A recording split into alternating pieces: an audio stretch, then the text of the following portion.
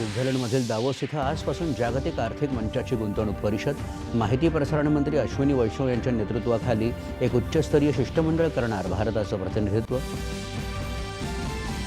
Davos परिषदेत भारताचा विकास आडाखाडा होणार अधोरेखित. भारताची प्रगती जाणून घेण्यासाठी जग उत्सुक असल्याचं अश्विनी वैष्णव यांचं प्रतिपादन. मुख्यमंत्री देवेंद्र फडणवीस दावोस जागतिक आर्थिक मंचाच्या गुंतवणूक परिषदेत होणारे सहभागी. मोठ्या संख्येनं सामंजस्य करार होण्याची अपेक्षा. महाराष्ट्र भारताचं पॉवर हाऊस. देश $5 ट्रिलियन अर्थव्यवस्था झाल्यानंतर 1 ते 2 वर्षातच महाराष्ट्र पहिली उपराष्ट्रीय $1 ट्रिलियन अर्थव्यवस्था होईल, मुख्यमंत्र्यांचा विश्वास.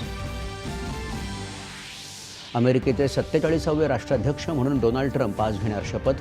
युक्रेनमधील संघर्ष आणि पश्चिम आशियातील अराजकता संपवण्याचा ट्रम्प यांचा निर्धार. परराष्ट्र व्यवहार मंत्री एस जयशंकर यांनी अमेरिकेत, जपान आणि ऑस्ट्रेलियाच्या परराष्ट्र मंत्र्यांची घेतली भेट. द्विपक्षीय आणि जागतिक मुद्द्यांवर केली चर्चा. गाझा युद्धविराम अंमलबजावणीच्या पहिल्या दिवशी इस्रायलकडून 90 पॅलेस्टाइनी कैद्यांची मुक्तता. हमासकडून मुक्त करण्यात आलेले 3 पोलीस मायदेशी परतले. नाशिक आणि रायगडच्या पालकमंत्री पदावरील नियुक्त्यांना पुढील आदेशापर्यंत स्थगिती. सामान्य प्रशासन विभागाचा शासन निर्णय जारी.